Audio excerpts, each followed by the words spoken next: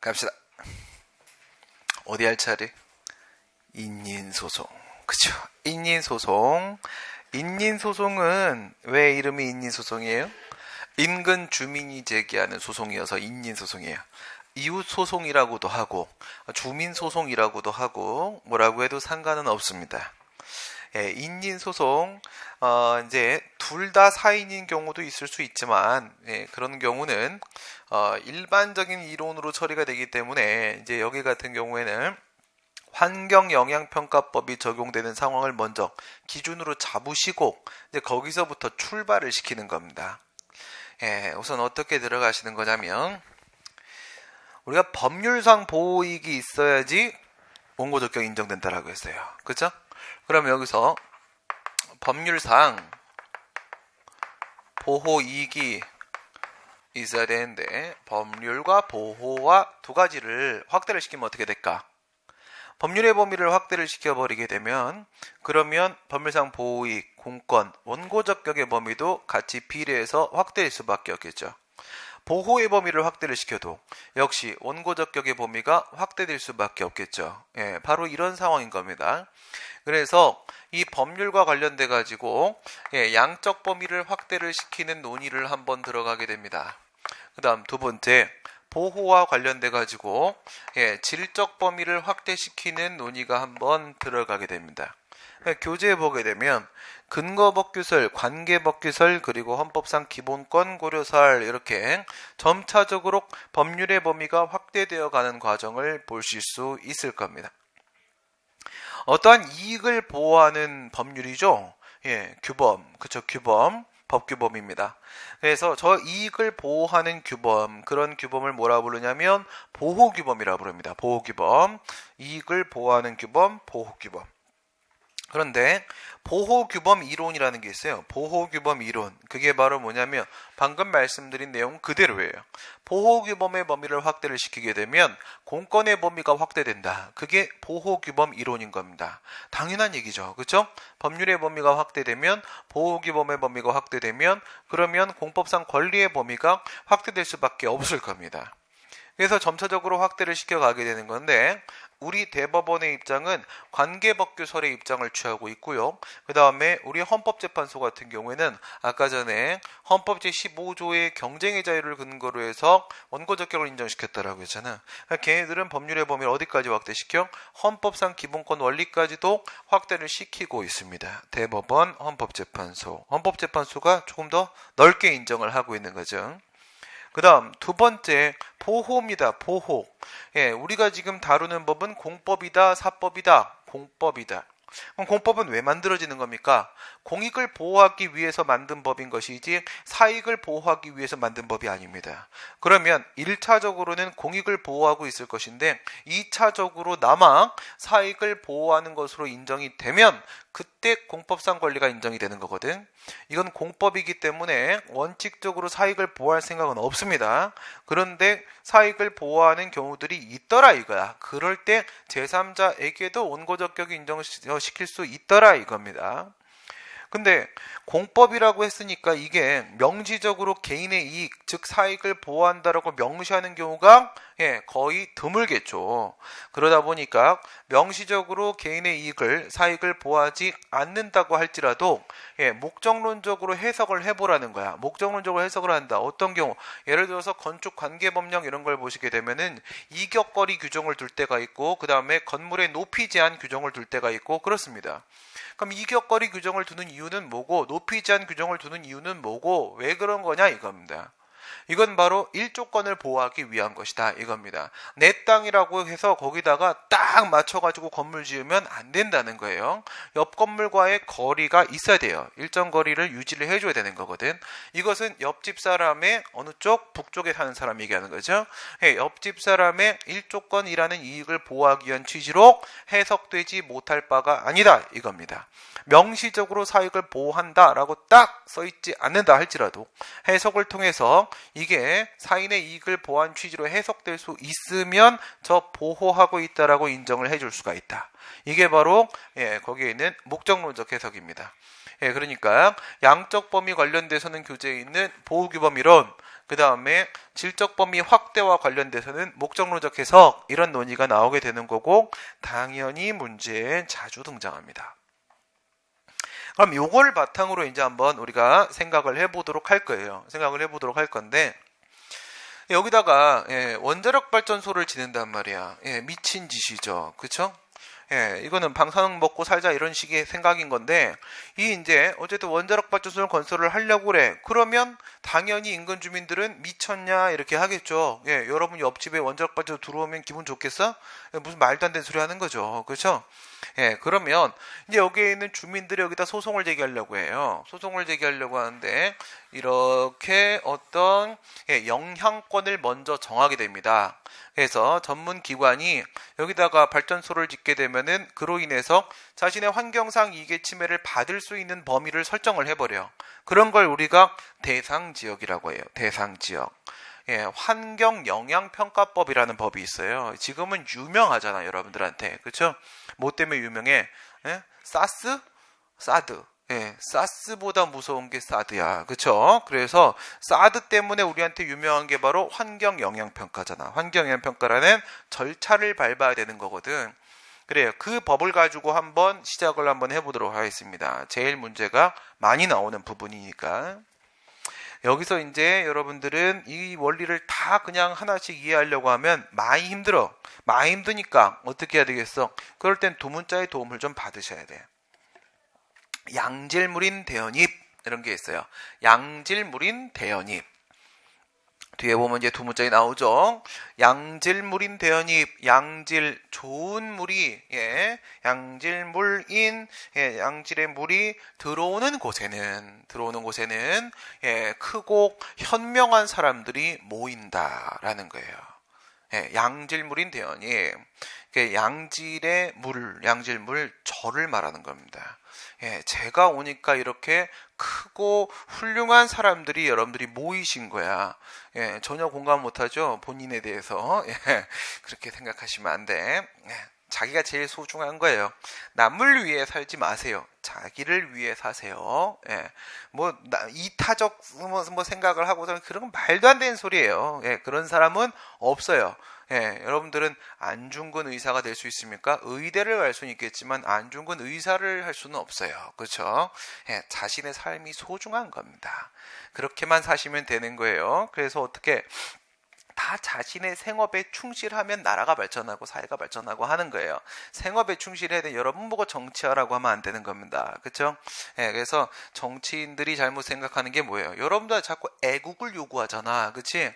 왜 우리가 촛불 집회를 나가야 됩니까? 그렇죠? 우리가 그런 일을 안 하게 만들어줘야 되는 거잖아. 우리가 편하게 만들어줘야 되는 겁니다. 근데 그걸 자꾸 우리한테 공을 넘기려고 그래. 그럼 어떻게 해야 돼요? 잘라야지. 그치? 잘라야지. 내가 뽑았으니까 내가 마음에 안 드는 놈은 잘라야 되는 거 아니겠습니까? 여러분들도 제 수업을 듣다가 마음에 안 들면 나가면 되는 거잖아. 그치? 환불받고 나가면 되는 거잖아. 우리도 그들에게 환불을 받고 싶습니다. 그쵸? 그들에게 줬던 세비 다 환불받고 내쫓고 싶은데 누구는 할 수 있어? 지방자치단체장은 우리가 쫓아내버릴 수 있어요. 직접민주제야 소환이 가능하단 말이죠. 그러면 어떻게 해야 돼? 국회의원도 우리가 소환할 수 있도록 해야 되는 거고 대통령도 우리가 중간중간 점검할 수 있게 해줘야 되는 거고 그래서 헌법을 개정할 때는 우리가 주인이 될 수 있는 방향으로 바꿔야 되는 겁니다. 동의를 해주면 안 돼요. 그렇죠? 그들은 자기들을 위한 안을 만들 가능성이 상당히 크죠. 양질물인 대연입 이겁니다. 양질물인 대연입 사실은 이거는 학생들이 만든 두 문자야. 학생들이 나이트 얘기하면서 만든 술자리에서 만든 두 문자입니다. 양질물인 그러니까 물 관리 잘하라고 나이트. 알겠어요? 네. 너무 진지하지 마. 진지하면 안 돼. 진지하면 안 돼. 진짜. 이거는 진짜 정확하게 얘기하는 거야. 진지하면 많이 힘들어. 알겠어? 많이 힘들어. 이거 안 그래도 힘든 게임이에요. 우리 마라톤 뛰는 거니까 살살 뛰세요. 처음에 살살 뛰다가 막판에 확 뛰어줘야 됩니다. 그래서 물 관리를 잘해야 되거든. 물 관리를. 무도회장은 물 관리를 잘해야 돼요. 좋은 물이 들어오게 되면 사람이 많이 옵니다. 양질물인 대연입 이겁니다. 양질물인 그 다음에 대연입 대현입 이렇게 되면 문제는 다 풀려요. 문제는 다 풀립니다. 양은 뭐냐면 양적 범위예요. 양적 범위. 질은 뭐냐면 질적 범위고요. 물은 뭐냐면 물적 범위고 인은 뭐냐면 인적 범위야. 어렵지 않죠? 방금 전에 얘기한 법률상 보호익에서 법률의 범위를 확대시키는 게 바로 양적 범위.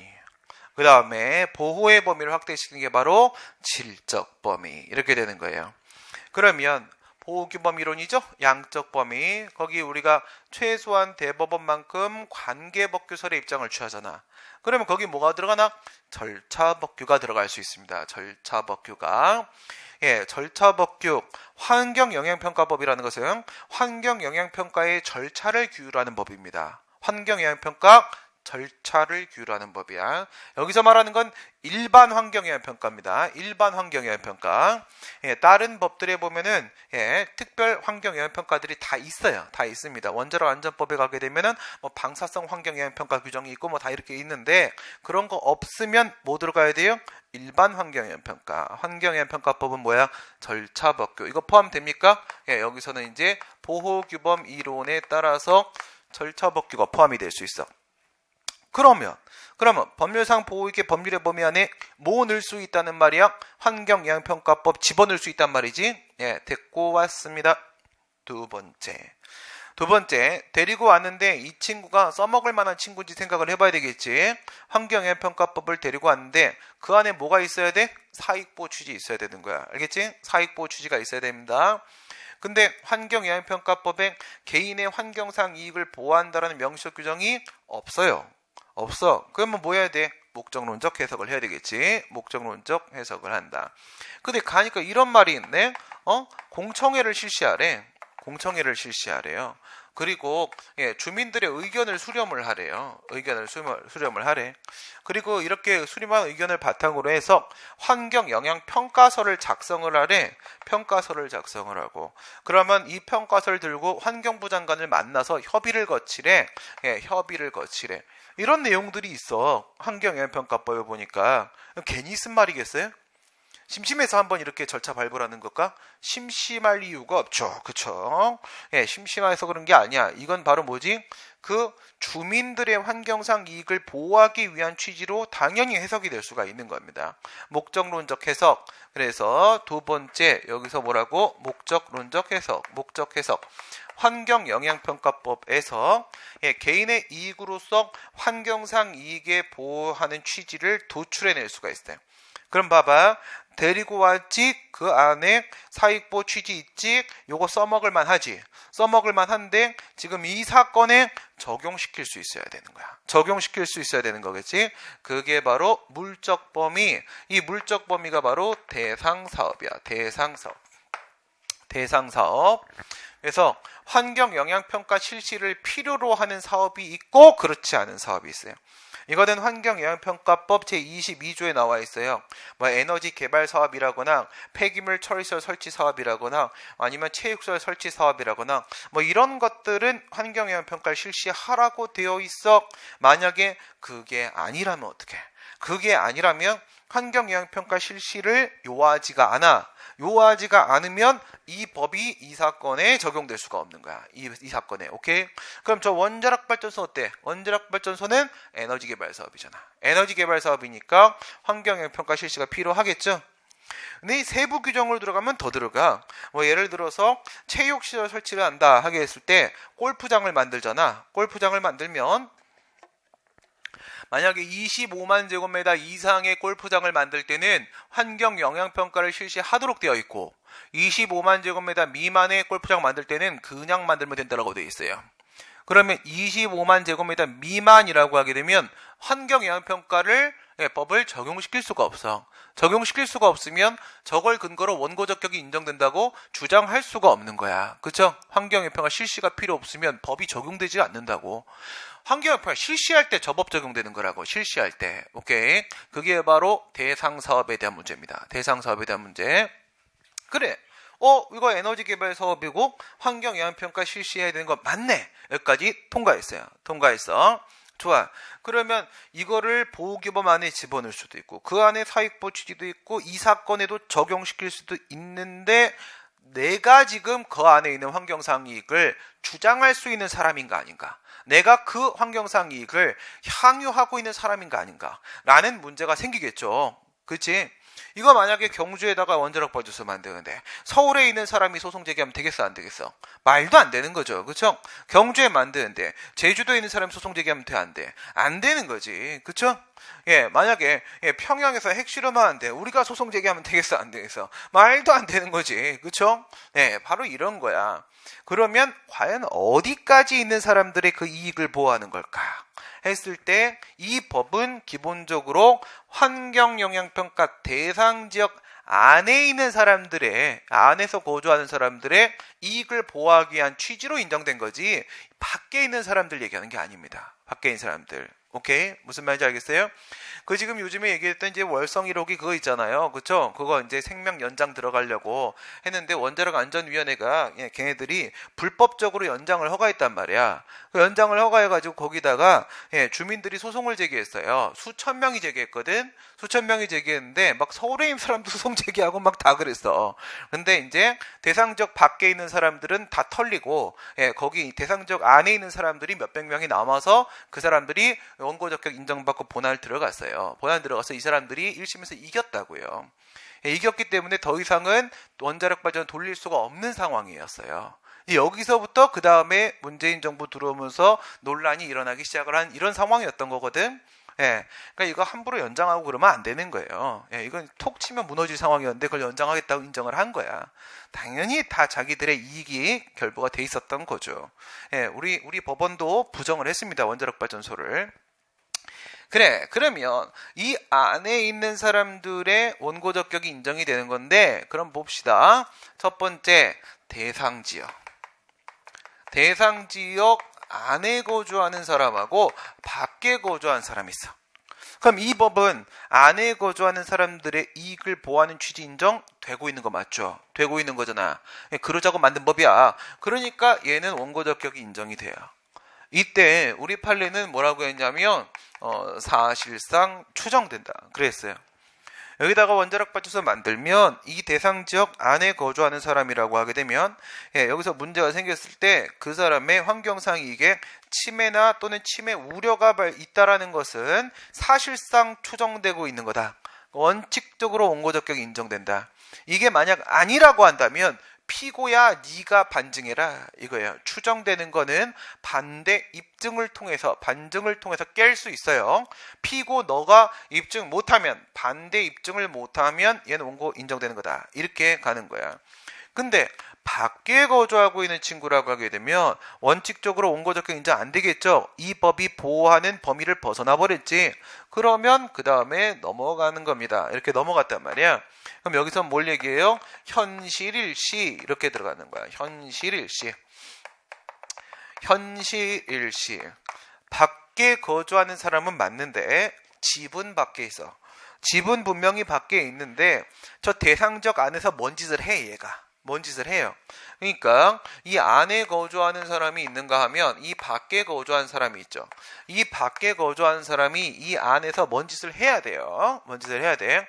아예 이 안에 안 들어온 사람은 아예 안 되는 거야. 안 되는 거고 안에서 뭔 짓을 하는데 이 안에서 뭔 짓을 하면서 이 환경상 이익을 현실적으로 향유하는 사람이 있을 수 있고 일시적으로 향유하는 사람이 있을 수 있다 이거야. 현실적으로 향유하는 사람이라는 건 바로 뭐냐면 이 안에서 경제활동하는 사람이에요. 경제활동하는 사람. 직장이 저 안에 있는 사람. 우리 판례는 농작물 경작자를 예로 들었어요. 농작물 경작자를. 행정고시에서는 임산물 채취업자로 문제를 출제한 바가 있어요. 다 뭐예요? 농사 짓고 여기서 뭐 임산물 채취하고 하는 거 이 안에서 뭐야? 자기의 경제활동을 하고 있다는 얘기예요. 경제활동을. 직장이 안에 있다 이거죠. 직장이 안에 있다. 그러니까 여러분들 이제 회사를 가면 그쵸 공무원이 되면 회사를 가는 거죠. 회사 사기업이 아닐 뿐인 거야. 그쵸? 다 회사라고 얘기합니다. 회사라고 우리 직원들이 다 이렇게 얘기하는 공무원들이 뭐 옆 사람한테 우리 공무원 막 이런 얘기 안 해. 서로 공무원인 거 숨기는 거예요. 그죠? 서로 숨기는 겁니다. 다 숨기는 거예요. 우리도 숨겨. 우리도 우리 직업 숨겨요. 우리는 명함 같은 것도 없어. 왜? 내 얼굴이 명함이야. 내 얼굴 보고 못 알아보면 창피한 거야. 그치 뭐 꼭 나 뭐 한 사람이 이게 그렇잖아. 그쵸? 예, 다 이런 거야. 우리 직원들 다 부장님, 과장님 다 이렇게 하는 거야. 경찰들도 딱 그렇게 하거든요. 그쵸? 이렇게 하는 거야. 근데 있잖아. 회사가 안에 있잖아? 그러면 집에 오래 있어? 회사에 오래 있어, 사람이? 회사에 오래 있지. 그치? 아침에 7시 반이면 출근해야 돼. 그쵸? 자기 윗사람 나오고. 한 부장쯤 달면은 좀 늦게 가도 되죠. 무슨 소리야. 그렇지 않아요. 전무보다 먼저 가야 돼요. 그거야. 예. 내 친구들도, 예. 부장을 달았는데, 수고했다, 야. 근데 옆 동의 아파트 옆동에 전무님 살아. 이 사람 출근할 때 같이 가야 돼. 이 인간이 맨날 7시에 출근해. 그럼 어떡해. 7시 나가야지. 그쵸? 나가야 돼. 그럼 가면 할 일 없지. 할 일 없어. 애들 올 때까지 그냥 계속 커피만 마시고 담배만 피는 거야. 할 일 없어. 예. 이게 7시에 출근해. 사람이 7시에 출근하는데, 그럼 6시에 일이 끝나지. 일이 끝나? 안 끝나지. 그쵸? 예. 위에 애들 나갈 때까지 나는 못 나가는 거잖아요. 그쵸? 끝나고 나가려고 하면 어떡해. 쥐들 힘들었다고. 야, 소주나 한잔 할래? 그러면 안 가야 돼? 따라가야지. 그치? 그럼 집에 가면 몇 시야? 10시가 넘지. 그치? 그러니까 회사 가면 최소한 12시간 이상이 있어요. 그렇죠? 12시간 이상 있습니다. 집에 있는 시간보다 회사에 있는 시간이 훨씬 길다고요. 그러면 안에서 경제활동하면 여기 체류하는 시간이 훨씬 길어요. 그럼 이 안에 거주하는 사람하고 차별할 이유가 있어요? 없어요? 차별할 이유가 없죠. 달리 취급할 이유가 없다는 겁니다. 동일하게 취급한다. 그래서 현실적으로 안에서 환경상 이익을 향유하면 얘도 원고적격 인정. 얘도 환경상 이익의 침해나 침해 우려 사실상 추정. 이게 우리의 판례입니다. 인정을 해버린단 말이에요.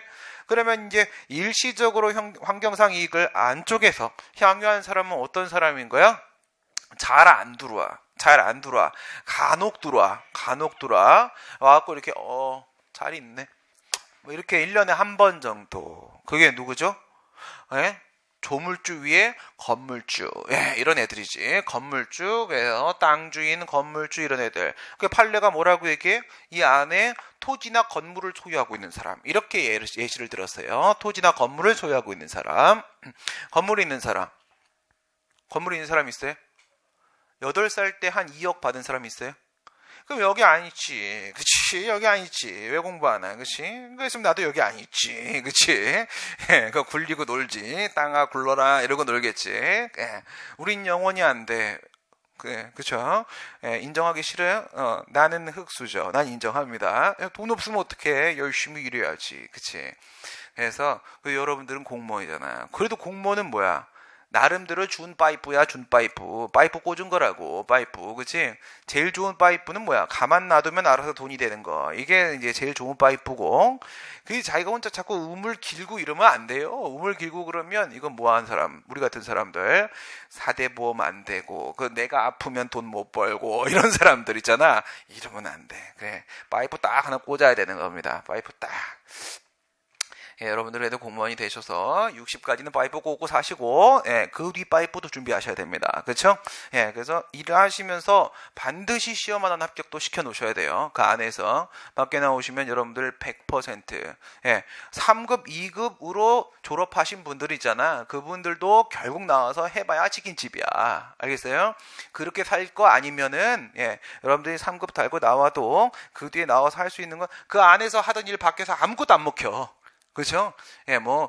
군대에서 대령 스타 달고 나왔다 그러면 다 치킨집이야. 알겠어? 할 줄 아는 게 없어. 그치? 할 줄 아는 게 없어, 밖에서. 그러니까 공부하고 나오시라고. 안에서 하나 자격 따시라고요. 이건 내가 진짜 당부드립니다. 그래서 나는 우리, 경찰 형님들한테도 그런 얘기 계속 드려요. 형님 나가기 얼마 안 남았잖아. 빨리 공부해놔. 나가기 전에 안 그러면 애들한테 버림받아. 자식들한테 버림받아. 그러니까 하나 따놓으면은 자격증 어떻게 돼? 두면은 숙성돼. 자격증은 숙성돼요. 그대로 두시면 이게 살살 커집니다. 그러니까 이건 그대로 빨리 따고 이거 합격하면 바로 연달아서 하나 따야 돼. 공부할 때 그 머리로 따는 거야. 다시 이제 여러분들 우리 나이 대하고 공부하려고 하면 이거 안 됩니다. 이거 안 돼요. 장사하는 것밖에 안 됩니다. 우리는 그래도 그냥 이게 직업이니까 계속 공부를 했으니까 이제 뭘 봐도 그게 되는데 제 친구들은 안 돼요, 이게. 그러니까 공부 딱 끝나시면 하나 더 따고 딱. 여기서 이제 건물하고 토지를 갖고 있잖아? 그러면 얘가 여기 자주 놀러 오나? 자주 놀러 안 오죠. 그죠? 자주 놀러 안 와요. 그러면 이제 가끔 와갖고 뭐 건물 뭐 문제 없나? 이렇게 관리한테 맡겨놓고 이렇게 오는 것 뿐이야. 그럼 여기서 방사능 물질 유출되면 이 사람 죽나? 안 죽어. 그쵸? 올 일이 없어요. 이런 사람은 안 돼. 이런 사람은 안 돼. 그럼 다시 내려간단 말이야. 그러면 이제 그 다음에 입증 책임. 그래서 얘가 입증을 했다, 못했다. 입증하면 이건 추정이 아니야. 이거는 겁나게 예외적으로 인정되는 케이스.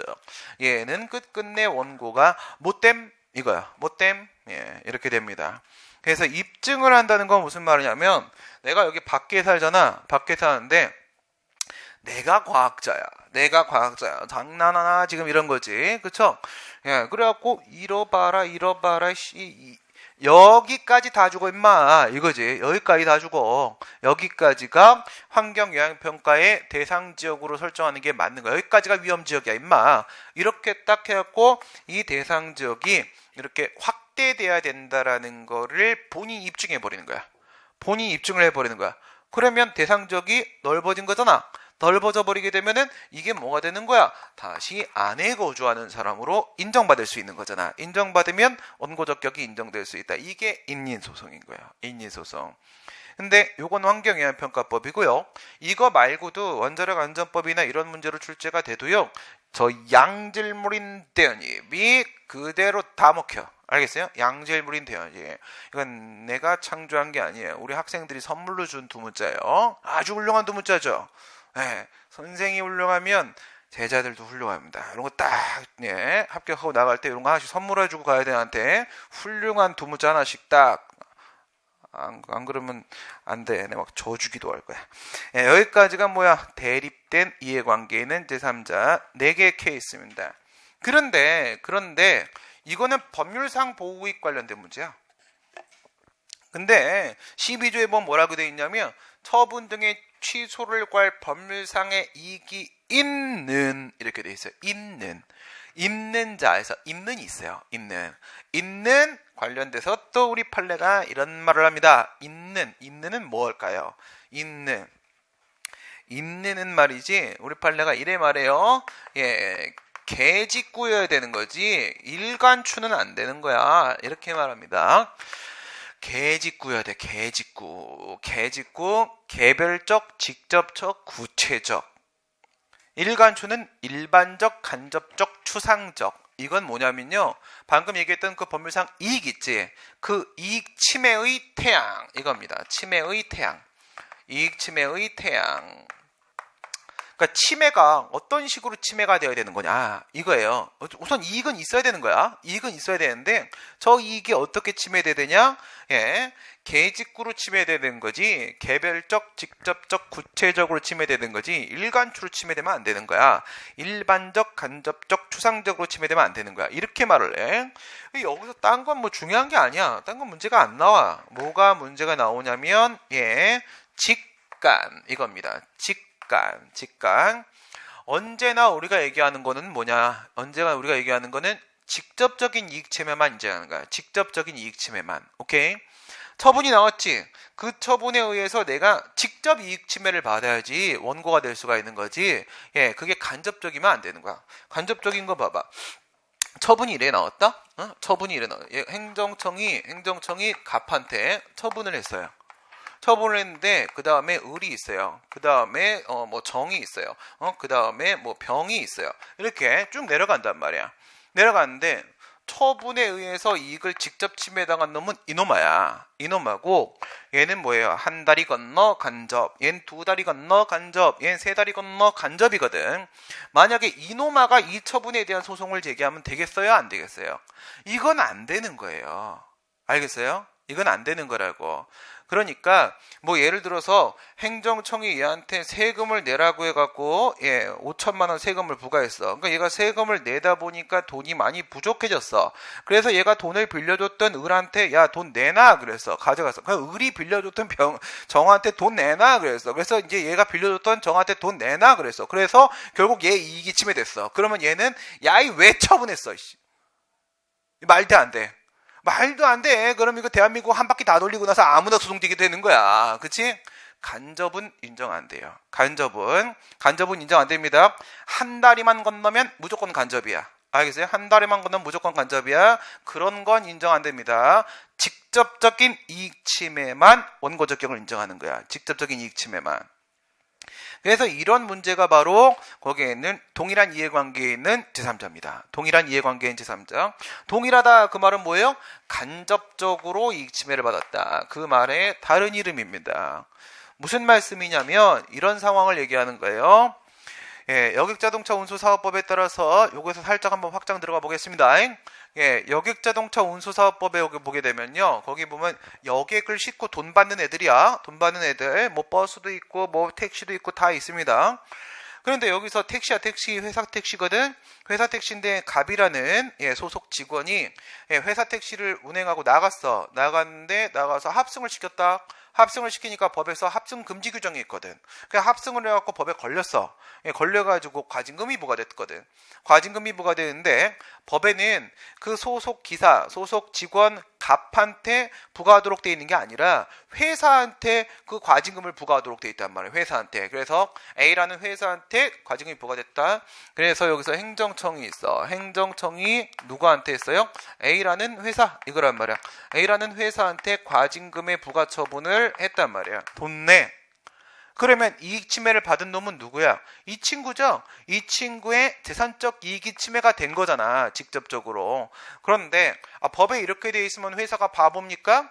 예, 그러면 이거 다 회사가 냅니까? 우리 직원들 잘못하면 내가 그냥 다 내는 걸로 할까? 회사 망해요. 그쵸? 예. 직원한테 책임을 물어야 되는 거거든. 그쵸? 그런 걸 우리가 이제 변상금 뭐 이렇게 얘기를 하기도 하는데 그런 문제까지는 됐고, 이렇게 넘어가게 되면은 여기 이제 갑이라는 직원이 있단 말이야. 갑이라는 직원이 있어요. 얘네들끼리 임금협정을 체결을 하면서 상여금을 지급할 때 이 과징금을 얘한테 상여금을 지급하면서 떼기로 되어 있는 거야. 뭐 전가 규정이 있다고요. 전가 규정이 그 부담을 전가하는 규정이 있더라 이거야. 그러면 상여금 주면서 이 돈을 떼겠지. 좋아요. 그럼 여기서 A회사는 자신의 이익의 침해를 받았으니까 얘한테 침익적인 처분이 맞아. 근데 이게 얘한테 이렇게 다시 넘어오겠지. 넘어오게 되면은 갑한테도 침익적인 처분이 맞는 거야. 그러면 얘도 침익, 얘도 침익이잖아. 아까 전에 경원자 관계, 경업자 관계, 경쟁자 관계, 인인 이런 걸 보게 되면은 처분이 상대방한테는 수익인데 처분의 제3자한테 침익인 상황이었잖아. 한쪽은 수익, 한쪽은 침익이야. 근데 얘가 누구예요? 얘가 처분의 상대방이 되는 거고 얘가 처분의 제3자잖아. 상대방 아니면 제3자지 뭐. 그치? 제3자잖아. 근데 얘도 침익, 얘도 침익 그러면 어쨌든 둘 다 침익이니까 동일한 이해관계를 맺고 있죠. 동일한 이해관계를 맺고 있습니다. 그거는 누구랑 비교한 거냐면 이 갑의 이해관계를 상대방 얘하고 비교하면 동일한 이해관계야. 이렇게 사람끼리 비교하게 되면. 근데 그게 아니라 이 갑을 뭐랑 비교하면, 뭐랑 이 처분과 비교하면 간접적 이해관계를 맺는 거라고. 오케이? 이 상대방과 비교하면 동일한 이해관계지 얘도 침익 나도 침익 이렇게 되는 거고, 처분하고 비교를 하게 되면 얘는 직접적 이해관계를 맺고 있고 얘는 간접적 이해관계를 맺고 있고 이러잖아. 그러면 계직구 돼야 안 돼요? 계직구 깨졌지. 계직구 깨졌으니까 얘 원고적격 인정된다? 안 된다. 원칙적으로 안 된다. 그런데 어떤 경우가 있을 수 있을까? 어떤 경우가? 만약에 과징금 부과가 되는 게 원래 500이 적법이야. 500을 부과하는 게 맞는 건데 행정청이 1000을 부과를 한 거거든. 1000을. 그러면 갑의 입장에서도 500은 낼 생각이 있어. 내가 잘못한 거니까. 그런데 나머지 500은 낼 생각이 없는 거야. 그쵸? 그러면 누가 싸워줘야 되지? 얘가 소송을 제게 싸워줘야 되는 거잖아. 그쵸? 직접 상대방 이론. 상대방은 당연히 원고적격 인정된다라고 했잖아. 얘가 소송을 제기해주면 깰 수 있어. 위법이 확실하잖아. 그치? 그런데 얘가 싸우겠냐 이거지. 아니라는 거지. 그냥 스쳐 지나가는 돈이란 말이야. A회사 입장에서는 얘한테 다 넘기면 되는 거야. 떠넘기면. 그럼 얘는 뭐 하겠어? 뒤로 빠지겠지. 그죠? 뒤로 빠지겠지. 나 몰라 이럴 거야. 나 몰라. 그러면 이 처분은 결국 이렇게 된 거 아닐까요? 이렇게 된 거 아닐까요? 이렇게 된 거라고 볼 수 있으면 얘는 상대방이 돼버리는 거야. 이렇게 인정할 수 있으면. 그런 걸 우리가 준상대방 이론이라고 합니다. 준상대방 이론. 상대방의 준하는 지위를 인정할 수 있다는 겁니다.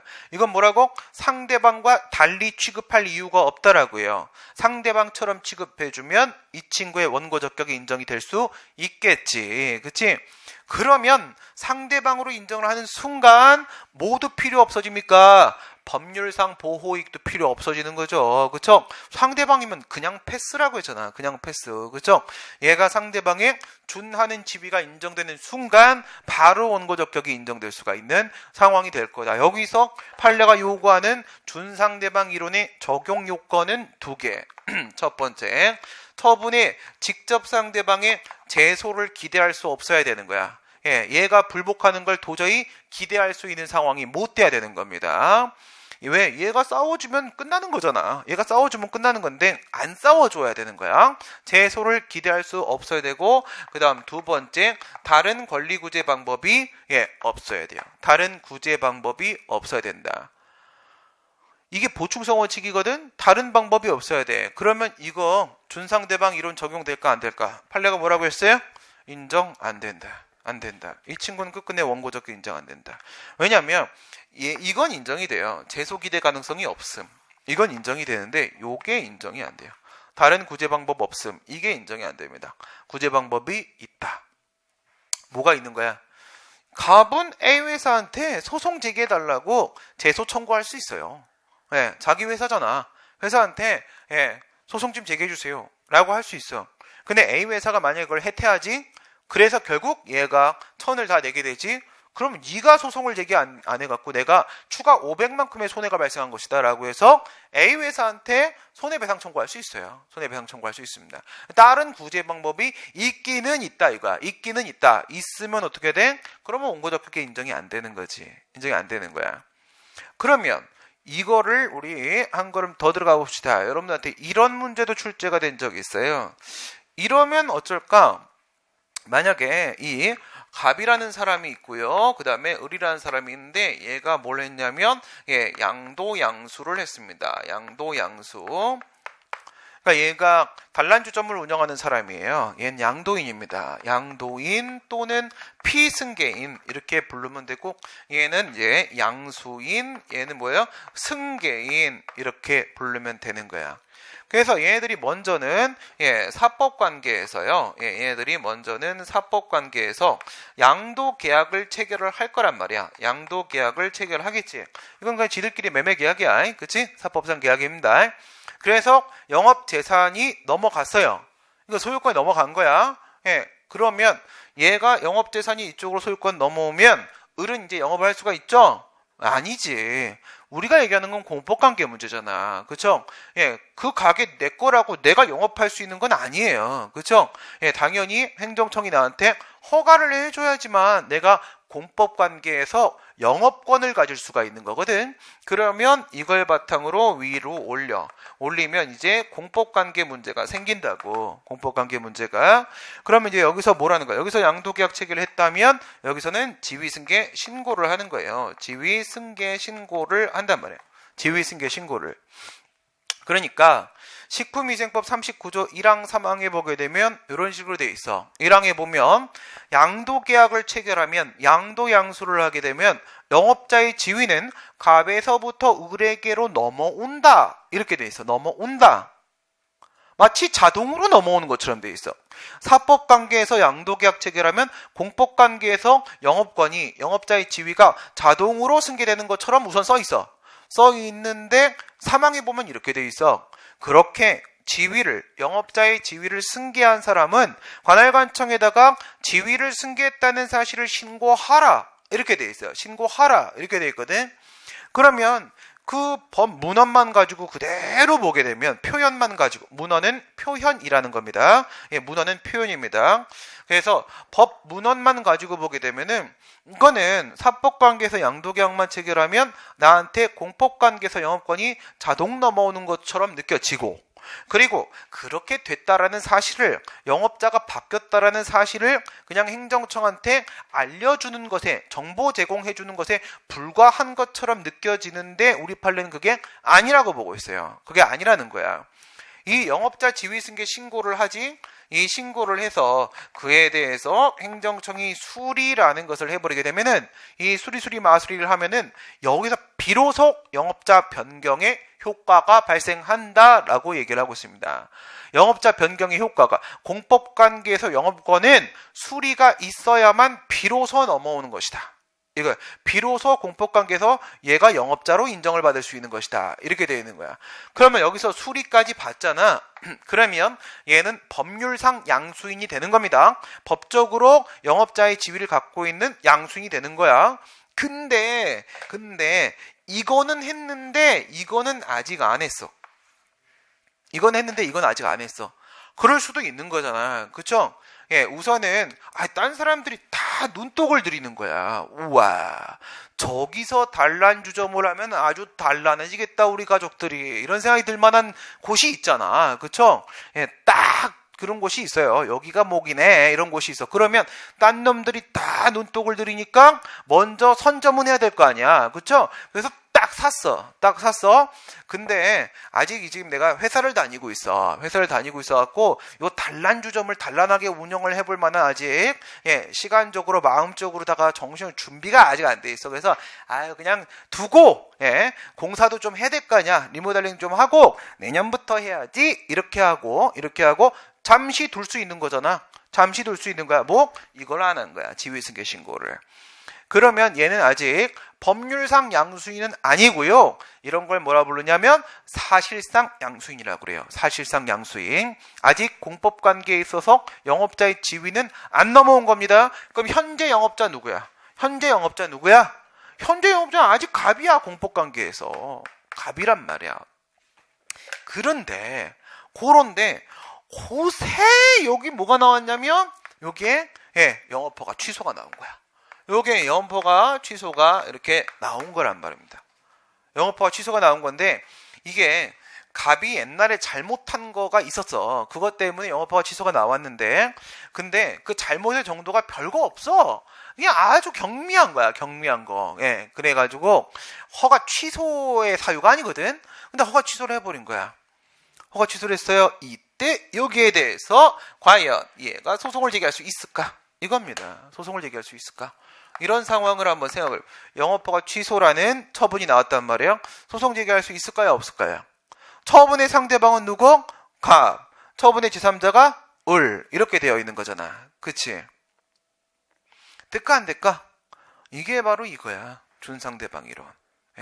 최근에 여러 번 출제가 된 문제입니다. 여러분들한테. 이거 돼요? 안 돼요? 이건 돼요. 판례가 요건 인정했어. 요건 인정 안 하고 요건 인정을 했어요. 요건 인정을 했습니다. 생각을 해봐. 얘 어디 있어요? 회사 얘는 여기 있죠? 그렇죠? 회사가 도망가진 않잖아. 얘는 여기 있어. 얘 어디 있냐고요? 얘 이거 팔아먹고 이민 가버렸으면 어떡할 거야? 그렇죠? 됐다. 우리나라에서 뭘 하냐? 그렇죠? 우리나라에서 되는 게 없어. 막 그만하자. 그리고 나갈 수도 있는 거야. 나가버리면 얘가 싸워줘야 되는 거거든요. 얘가 싸워줘야 되는데 얘가 안 싸울 거란 말이에요. 우선 기본적으로 얘가 싸울 의지가 있어?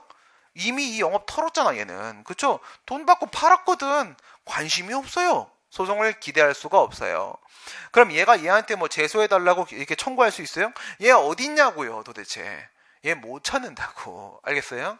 그러니까 얘가 원고 적격이 인정돼서 얘가 직접 싸우지 않는 이상은 방법이 없어요. 그래서 이럴 때는 비록 사실상 양수인이긴 하지만 이 친구의 원고 적격이 인정될 수가 있다. 왜? 이거 허가 취소됐으면 얘는 영업권이 없는 거가 됐잖아. 영업권이 없으면 얘 아직 이것도 안 했잖아. 그렇죠? 이것도 안 했으니까 영업자 지위승계 신고를 나중에 해서 영업권을 넘겨받아야 되는데 영업권이 있어야 넘겨받지. 없잖아. 그렇죠? 결국 손해보는 건 을쪽이란 말입니다. 이럴 땐 예외적으로 원고 적격이 인정될 수가 있다. 그 다음에 한 걸음만 더 들어가고 원고 적격을 마치도록 할게요.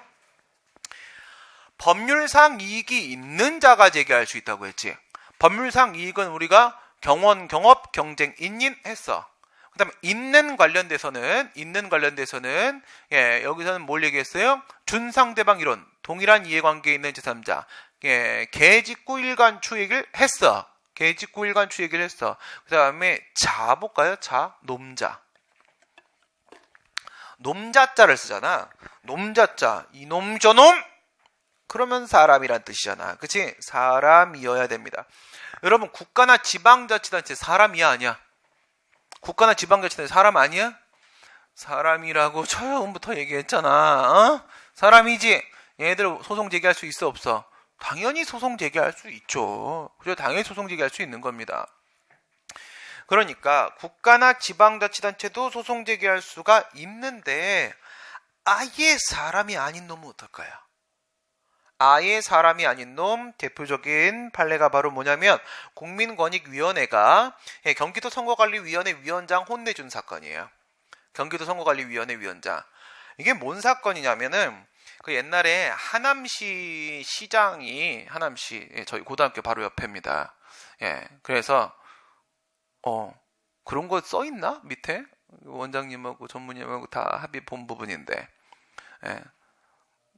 배재고등학교나 고려대학교 나온 사람은 50% 할인을 해주기로 했습니다. 네, 그건 내 마음이잖아요. 네, 그래서 배재고등학교 나오신 분들은 말씀하면 여자분은 배재고등학교 나올 수가 없어요. 네, 남고야 남고. 네, 남고고 여자 선생님도 없어요. 요즘은 있더라고요. 네. 저희 학교 다닐 때는 남자 고등학교인데 선생이 다 남자야. 남자 고등학교 때 선생이 다 남자면 우선 군대 갔잖아. 이게 뭐지? 네, 그래요. 우리가 왜 옷 벗고 살았어, 안에서. 선풍기가 없어. 그럼 여름에 어떻게? 1994년도가 제일 더웠거든? 예, 죽을 뻔했어요, 그때 우리. 예, 그래갖고, 선풍기가 없어. 공부를 어떻게 하지? 그냥 다 빨개 벗고 있는 거야, 그냥 우리끼리. 뭐, 남자끼리니까. 여선생도 없어. 그냥 뭐, 그냥 있어요. 예. 근데 더 문제가 뭔지 알아요? 선생님이 전부 고등학교 선배야. 예. 학교 출신만 선생으로 받아. 어떻게 되겠어요? 선생님이 때리시면 맞아야 돼. 나는 지금 선배로서 때리고 있다. 그러면 예, 그러시구나. 그냥 수업 시간일 뿐이고 선배님이 나를 때리시는 거니까 이건 맞는 게 맞죠. 그렇죠? 폭력학교야, 폭력학교. 예, 재밌죠. 근데 재밌어요. 근데 그러면 그렇죠? 서로 때리고 맞는 과정에서 서로 우정이 싹트고 이럽니다. 지금도 서로 그 얘기하면서 아주 재밌어해요. 지금도 때리고 있고요. 지금도 때리고 있고 70 넘은 선배님들이랑 이렇게 모임하면서 같이 소주 한잔 먹어도 70이 넘었는데 자기보다 한 학번 밑에한테 무슨 새끼 막 날라가. 그러면서 우정이 싹트고 이렇게 되는 거야. 엉망진창이죠. 난 그런 거 아주 좋아하거든요. 그 안에서 성과가 많이 나와요. 근데 하남시가 바로 그 학교 우리 바로 옆이거든. 여기서 우리가 살짝 걸어가면 저기가 하남시야. 어제 뉴스에도 뭐 하남시하고 송파구 이렇게 딱 연결된 여기 뭐 이렇게 뭐 나오더만, 그죠? 그거 어느 동네야 도대체. 아무튼 그래갖고 하남시장이 그 지방자치단체장은 뭐 할 수 있다고 했어요? 직접 민주제가 적용된다고 했죠. 내가 뽑은 놈은 내가 끌어내릴 수 있어요. 근데 비례대표 뭐 이런 건 안 됩니다. 비례대표 이런 건 안 되고, 그래서 내가 뽑은 놈은 내가 끌어낼 수 있어서 이제 주민 소환 투표를 들어가요. 주민 소환 투표를. 그때 이제 지금의 자유한국당, 당시 한나라당 엄청 해먹은 친구가 있었어요. 이름이 허모식이었어요.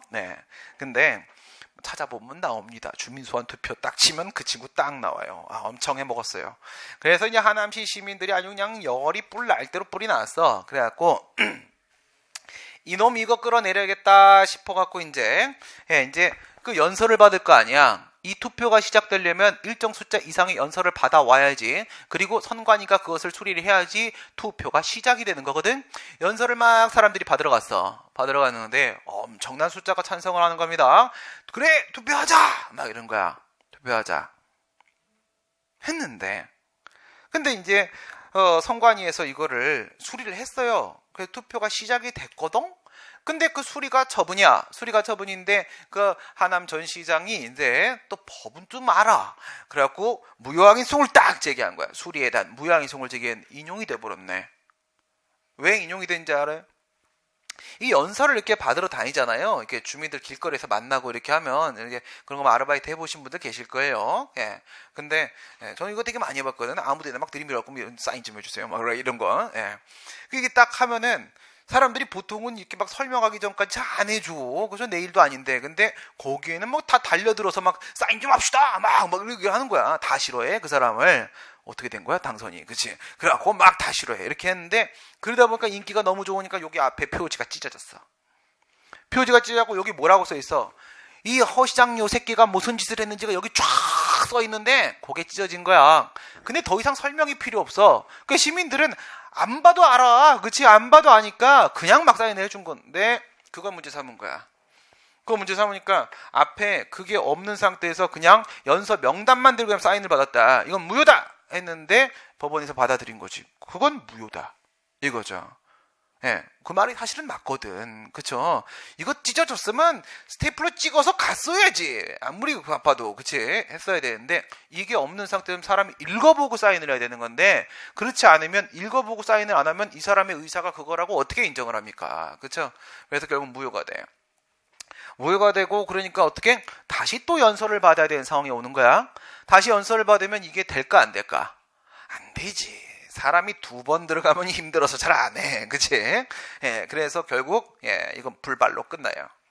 불발로 끝나는데, 그때 당시에 이 앞에 이게 내용이 없는 상태임에도 불구하고 수리를 한 선관위 직원이 있잖아. 그 직원을 이제 징계를 하는 겁니다. 직원을 징계를 했는데, 이 징계를 한 부분에 대해서 이제 징계를 했는데 너무 심하게 징계를 자꾸 하고 하니까 얘가 국민권익위원회에다가 이 공무원이 이제 찔른 거야. 그러니까 국민권익위원회에서 얘한테 더 이상 불이익 조치하지 말고 건들지 마라 이렇게 딱 시정조치 명령을 했습니다. 시정조치를 했어. 근데 국민권익위법에 보면 뭐라고 돼 있냐면 이 시정조치 요구를 따르지 아니하는 그 기관 있잖아. 지금 누구야? 경기도 선거관리위원회 위원장이야. 위원장. 얘한테 시정조치를 했거든.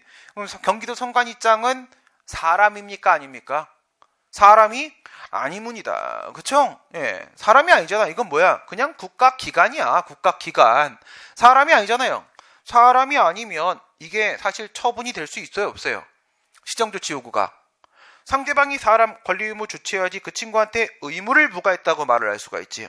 상대방이 권리 의무 주체가 아닌데 어떻게 의무 부과하는 하명 처분이라 말할 수 있겠습니까? 우선 기본적으로 처분성 깨지고 대상적격. 그 다음 2번째. 이 선관위 위원장은 사람이 아니문이다. 원고적격이 인정이 되려면 말이야. 법률상 이익이 있어야 된다라고 했지. 이 법률상 이익이라는 당사자 적격, 원고 적격에 대한 논의에 앞서서 기본적으로 뭐가 인정돼야 돼요? 당사자 능력이 인정돼야 되는 거예요. 권리 능력이 인정돼야 되는 거거든. 사람이어야 된다고. 사람이 아니잖아 얘가. 사람이 아니니까 원고 적격이 인정될 리가 없어요. 기본 전제부터 깨진 거란 말이야. 근데 국민권익위법에 뭐라고 돼 있냐면 이 시정조치 요구를 따르지 않으면 형사처벌한다라고 돼 있어. 형사처벌한다. 처분도 아니고 이건 얘 원고 적격도 인정이 안 되고 이런 상황인데 이렇게 돼서 소송을 만약에 허용을 하려면 기관 소송해야 되는 거거든. 기관 소송이어야 돼. 근데 우리 행정소송법 제45조에는 뭐라고 돼 있냐? 민중소송이나 기관소송과 같은 객관적 소송은 뭐라고요? 행정소송법을 근거로 인정되는 건 아니라고 했잖아.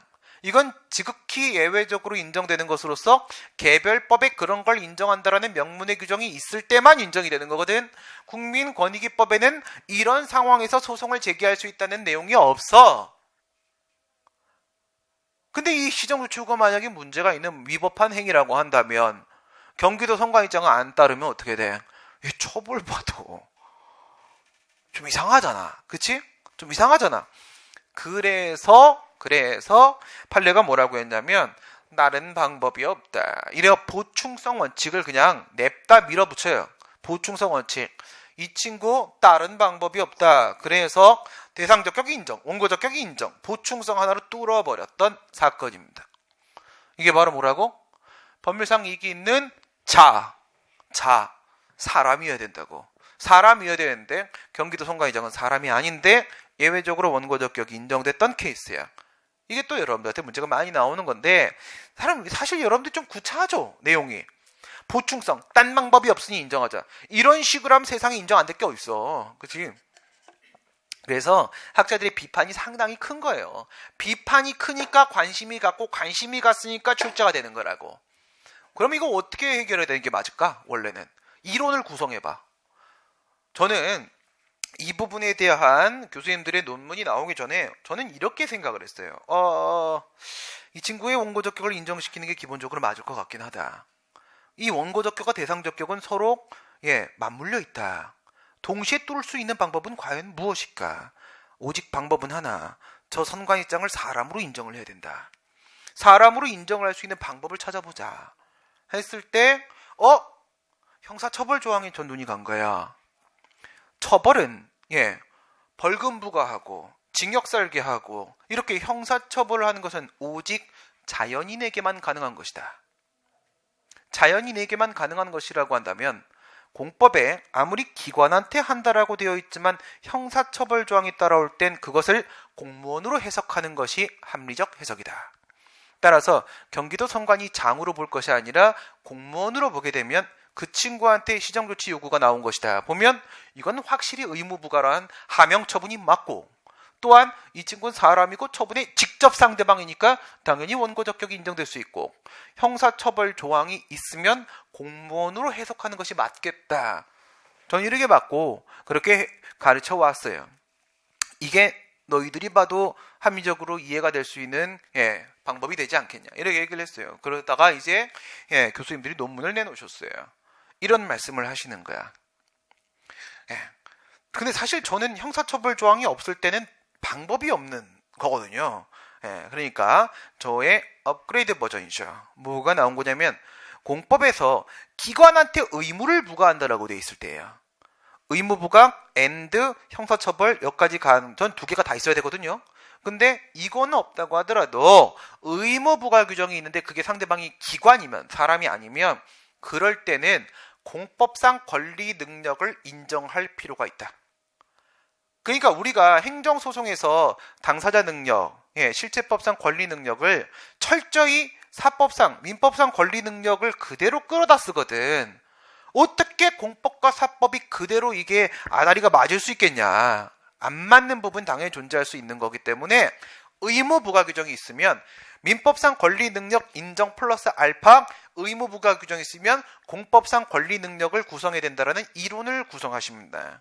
그러면 여기서 공법상 권리 능력을 그 기관에게 인정할 수가 있는 거죠. 공무원으로 굳이 해석하지 않는다고 하더라도. 무슨 말인지 아시겠죠? 어쨌든 인정했어요. 인정했고 이 판례가 워낙에 구차한 짓을 해가지고 진짜 이거 너무 구차했어요. 뭐가 긴데 내용이 없어. 그냥 텅텅 빈 거 있죠, 그렇죠? 그냥 요란한 잔치였어. 그래갖고 요게 문제가 많이 나온 게 됐습니다. 이렇게 하면 원고 적격에서 나올 만한 건 거의 다 막으실 수 있을 거고요. 나머지 건 문제를 풀면서 더 카바를 하시면 됩니다. 그건 기출특강에서 하시고 이제 잠시 쉬었다가 피고 적격 협의의 소익, 협의의 소익까지가 문제가 제일 많이 나오는 부분입니다. 뒤쪽은 좀 썰렁합니다. 그래서 피고 적격 협의의 소익까지 오늘 나가도록 하겠습니다. 뒤에 시계로 25분입니다. 40분까지 휴식하시고 40분에 시작해서 6시까지 진행하도록 하겠습니다. 잠깐 쉬었다 가겠습니다.